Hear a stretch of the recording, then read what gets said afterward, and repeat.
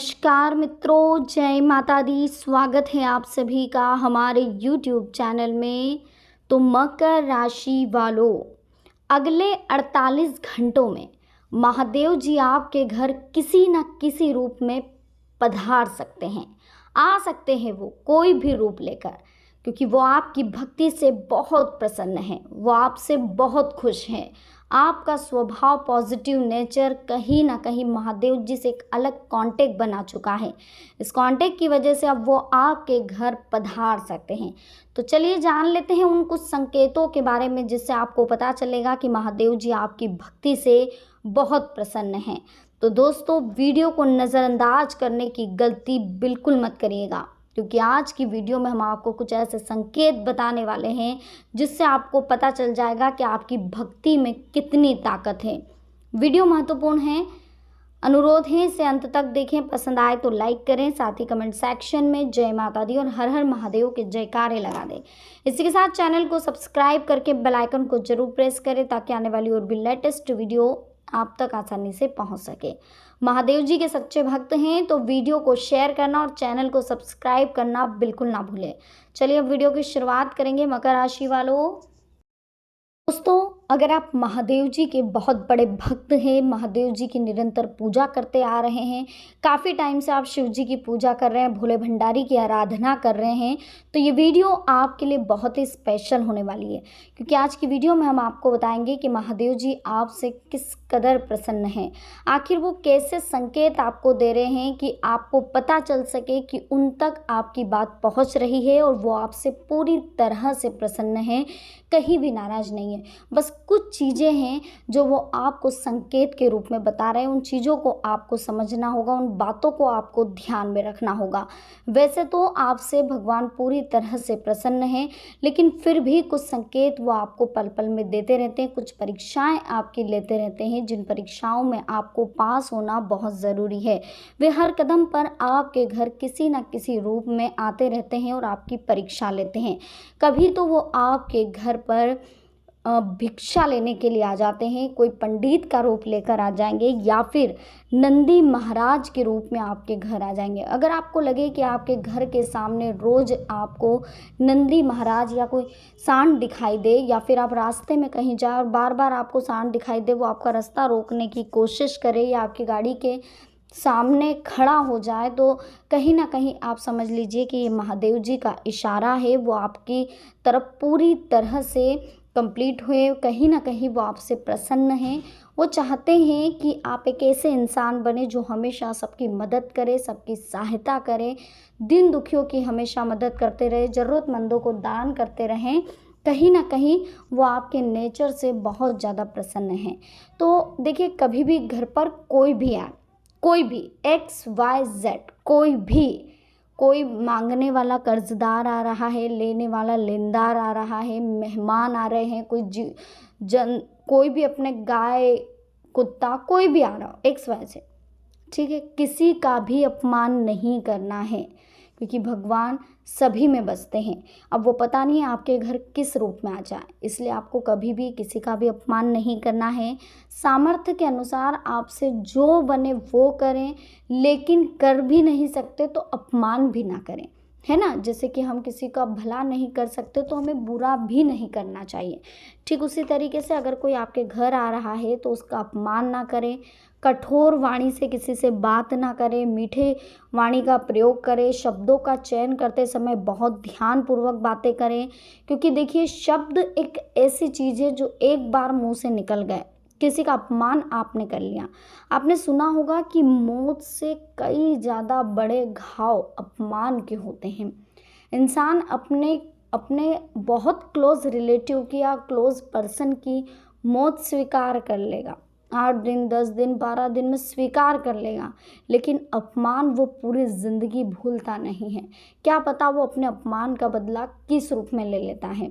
तो कलयुग चल रहा है दोस्तों, इसलिए किसी का भी अपमान ना करें। जहाँ तक संभव हो सबसे विनम्रता से बात करें, ठंडे दिमाग से बात करें। अगर लग रहा है कि कोई जबरन माथे आने की कोशिश कर रहा है, बहुत ज़्यादा परेशान कर रहा है, बहुत ज़्यादा ऊंची आवाज़ में बात कर रहा है, लड़ाई झगड़े करने की कोशिश कर रहा है, तो यहाँ आप ये सोच लें कि महादेव जी की परीक्षा चल रही है। और इस परीक्षा में आपको कहीं ना कहीं पास होना है और इस परीक्षा में आपको पास होना ही है। तो चलिए, अगर आपको सपने आते हैं तो कुछ हम बात कर लेते हैं आज महादेव जी के संकेतों की। नींद में सपना आना कोई नई बात नहीं है, लेकिन क्या आपको पता है कि ये सपने आने वाले भविष्य की ओर भी इशारा करते हैं। स्वप्नों में मिलने वाले इन्हीं संकेतों को समझाने के लिए जहाँ कुछ लोग स्वप्न शास्त्र की मदद लेते हैं, वहीं कुछ लोग इस संबंध में जानकारों से भी मदद लेते हैं। कुछ लोग इसकी जानकारी के अभाव में कुछ समझ भी नहीं पाते हैं कि हमें इस तरह का सपना क्यों आया। तो चलिए आज जान लेते हैं। देखिए, जानकारों का कहना होता है कि सोते वक्त सपने तो हम सबको आते हैं, लेकिन इन सपनों का मतलब हर कोई नहीं जानता। बहुत ही कम लोगों को पता है कि सपनों के कई मतलब होते हैं, जो कई बार हमें आने वाले समय के बारे में संकेत देते हैं। सपनों की दुनिया बेहद ही रहस्यमयी होती है। हम सपनों में कई प्रकार की चीज़ें, लोगों को देखते हैं, यहाँ तक कि कुछ को तो वास्तविक जीवन से ताल्लुक़ होता है, वहीं कुछ ऐसे भी होते हैं जिन्हें असल ज़िंदगी में कभी देखना ही नहीं है। स्वप्न शास्त्र हर सपने का एक खास मतलब होता है, भले ही विज्ञान इसे माने या ना माने, किंतु स्वप्न शास्त्र की राय में सपनों का हमारे वास्तविक जीवन पर प्रभाव पड़ता है। सपनों की कड़ी में हम आपको स्वप्न में देवों के देव महादेव, उनसे संबंधित वस्तुओं के सपने क्या कहते हैं, आज ये बताएंगे। अगर आपको सपने में महादेव जी से रिलेटेड कुछ ऐसी चीज़ें दिखी है तो आज उनके बारे में हम बात कर लेते हैं। शिवलिंग को भगवान शिव जी का स्वरूप माना जाता है। कोई सोमवार या और किसी दिन शिवलिंग पूजन भगवान शिव यानी भोलेनाथ को प्रसन्न करने का एक बड़ा माध्यम है। इसलिए जब शिव जी की बात हो तो उसके बाद सबसे पहले शिवलिंग को ही महत्वपूर्ण माना गया। वहीं सपने में शिवलिंग दिखने की बात करें तो स्वप्न शास्त्र के अनुसार सपने में शिवलिंग का दिखना बेहद शुभ माना गया। ऐसा सपना जीवन के सभी अशुभ तत्वों का नाश करता है। इसके अलावा अगर लंबे समय से कोई परेशानी चल रही है तो आपको सपने में शिवलिंग दिखे तो समझ ले कि अब आपका अच्छा समय शुरू होने वाला है। सपने में शिवलिंग का आना आर्थिक स्थिति के सुधारने की ओर इशारा करता है। आपको अचानक से कहीं धन प्राप्त होगा, जिस धन का लंबे समय से इंतज़ार था वो भी आपको मिल सकता है। यदि सपने में शिवलिंग के दर्शन हो जाए, शिव मंदिर में जाकर जहाँ शिवलिंग पर दूध चढ़ाना ना भूलें, इससे भगवान शिव प्रसन्न होते हैं। वहीं यदि शिव जी के स्वरूप की बात करें तो उनकी जटाओं में चांद दिखाई देता है। ये चांद ज्ञान का प्रतीक माना जाता है और यदि सपने में आपको ये चांद दिखाई दे, शिव जी का चांद, तो समझ लीजिए कि कोई बहुत बड़ा फैसला आप लेने वाले हैं, जैसे शादी या शिक्षा से संबंधित। यदि आप परीक्षा की तैयारी कर रहे हैं तो सफलता का संकेत देता है आपको ये जो सपना। शिव जी और पार्वती जी को विवाह संबंधों में आदर्श माना गया है। हिंदू शास्त्र में विवाह संबंधों को खुशहाल बनाने के लिए शिव पार्वती को प्रसन्न करने से संबंधित उपाय दर्ज हैं।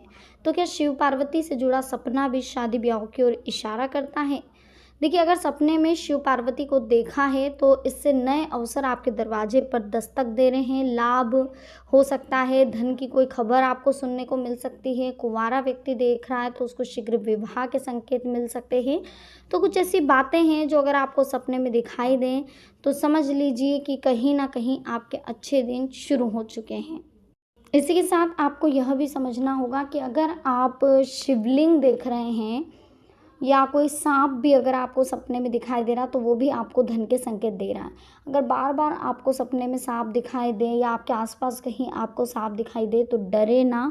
हमेशा शिवलिंग पर हर सोमवार के दिन दूध चढ़ाएं, बहुत अच्छी बात है। शिव जी आपसे प्रसन्न है, वो अपनी प्रसन्नता के संकेत आपको दे रहे हैं।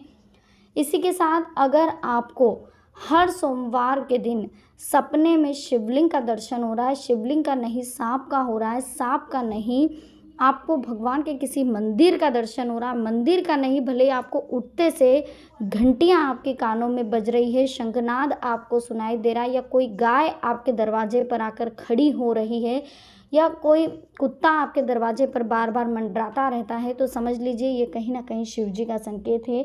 शिव जी आपसे बहुत प्रसन्न हैं और वो चाहते हैं कि आप लोगों की मदद करें। वो आपको कुछ संकेत देना चाहते हैं दिन दुखियों की मदद के लिए। वो आपको कहना चाहते हैं आपका जन्म सिर्फ इसीलिए हुआ है कि आप हमेशा लोगों की मदद करें, आगे बढ़े, ज़िंदगी में लोगों को दिखाए कि हाँ, भक्ति भाव से भी इंसान कुछ कर सकता है। तो दोस्तों आज की वीडियो हमारी आपको कैसी लगी, पसंद आई हो लाइक करें, कमेंट सेक्शन में जय माता दी के जयकारे लगा दें। इसी के साथ दोस्तों अगर आप महादेव जी के सच्चे भक्त हैं तो हमारे चैनल को जल्दी से सब्सक्राइब करें, बेल आइकन को जरूर प्रेस करें ताकि आने वाली और भी लेटेस्ट वीडियो आप तक आसानी से पहुंच सके। इसी के साथ अगर चैनल को अभी तक सब्सक्राइब नहीं किया है तो कर लीजिए दोस्तों, वीडियो को लाइक कर लीजिए, वीडियो को शेयर करना बिल्कुल ना भूलें क्योंकि शेयर करने मात्र से आपके काफ़ी सारे कार्य संपन्न हो सकते। चलिए मिलते हैं नेक्स्ट वीडियो में, अभी के लिए आप सभी को बहुत बहुत धन्यवाद। जय माता दी, हर हर महादेव।